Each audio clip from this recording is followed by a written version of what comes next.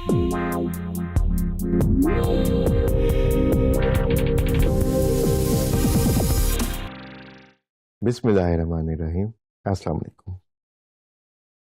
Python के अंदर exception handling के फंक्शनैलिटी को पढ़ रहे हैं और हमने ये देखा कि हमारा कोड चलते हुए डिफरेंट टाइप्स ऑफ एक्सेप्शंस आ जाती हैं और उन टाइप्स ऑफ एक्सेप्शंस को हमने हैंडल करना होता है। और हम चाहें तो हम अपने कोड में खुद भी वो एक्सेप्शंस रेज कर सकते हैं। बाज़ औक़ात ऐसा होता है कि हम कुछ ऐसी एक्सेप्शंस रेज करना चाहते हैं जो पाइथन की डिफ़ॉल्ट एक्सेप्शंस के अंदर नहीं आती। तो हम चाहेंगे कि हम उस एक्सेप्शन को एक ऐसा नाम दें जो बहुत ज़्यादा डिस्क्रिप्टिव हो। तो पाइथन हमें ये सहूलत देती है कि हम अपनी तरफ से कस्टम एक्सेप्शंस डिफ़ाइन कर सकते हैं। उनको डिफ़ाइन करने के लिए हम उस एक्सेप्शन की एक क्लास बना लेते हैं और फिर उस तरह की एक्सेप्शंस को हम रेज कर सकते हैं।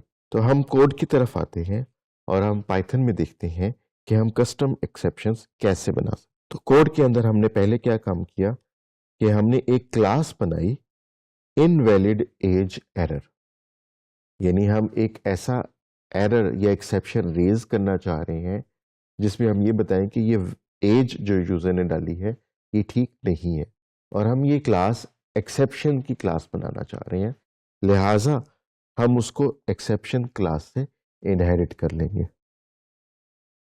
तो जब भी हमने कोई कस्टम एक्सेप्शन बनानी है हम उस क्लास को एक्सेप्शन क्लास से इनहेरिट करेंगे। उसके अंदर एक्सेप्शन क्लास की सारी फंक्शनैलिटी इनहेरिट हो जाएगी। तो हम इसको एग्जीक्यूट करते हैं तो पाइथन ने हमारे लिए एक इनवैलिड एज एरर की क्लास बना दी और उसको एक्सेप्शन क्लास से इनहेरिट भी कर दिया। अब हम यूज़र से जब इनपुट लेते हैं और वो यूज़र एज नेगेटिव में एंटर कर देता है तो हम इनवैलिड एज एरर की कस्टम एक्सेप्शन रेज कर सकते हैं। चलिए इसको चला के देखते हैं। हमसे इनपुट पे एज मांगी गई है और हम गलती से नेगेटिव एज डाल देते हैं। तो अब पाइथन ने यहाँ पे एरर दे दिया, एक्सेप्शन दे दी और उस एक्सेप्शन की टाइप है इनवैलिड एज एरर और उसके अंदर वही मैसेज आ गया जो हमने यहाँ पे प्रिंट किया था और उसके बाद फिर हमने उसको एज भी बता दी कि भाई ये एज आपने गलत इनपुट की है। और इस तरह की कस्टम एक्सेप्शन को हैंडल करने का तरीका वैसा ही है जैसे हम डिफ़ॉल्ट एक्सेप्शंस को हैंडल करते हैं। तो उसमें हम ट्राई लगाएंगे और एक्सेप्ट करेंगे इनवैलिड एज एरर को। तो इसको हम चलाते हैं और हम गलती से नेगेटिव एज इनपुट कर देते हैं तो हमारे पास वही कस्टम एक्सेप्शन रेज हुई और अब उसको हमने हैंडल भी कर लिया और वहां पे हमने लिख दिया age can not be negative और एज है -7। तो यहाँ पे हम अपना एक्सेप्शन हैंडलिंग का टॉपिक कंप्लीट करते हैं और हमारी पाइथन की लर्निंग यहाँ पर कंप्लीट हो जाती है।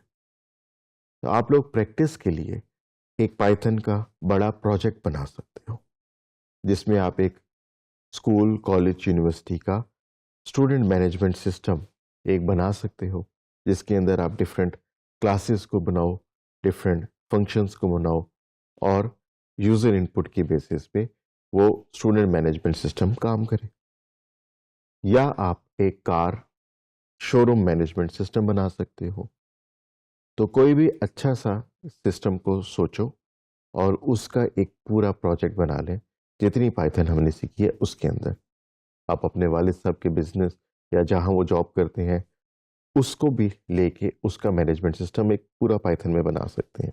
नेक्स्ट जो हम स्टार्ट करेंगे चैप्टर वो होगा डेटा साइंस का, जिसके अंदर हम देखेंगे जब क्लाइंट की तरफ से हमें ह्यूज अमाउंट्स ऑफ डेटा मिलता है तो उसके ऊपर हम किस तरह से डेटा को हैंडल करने की टेक्निक्स और डेटा से लर्न करने की टेक्निक्स लगा के हम एक मीनिंगफुल आउटपुट क्लाइंट को दे सकते हैं।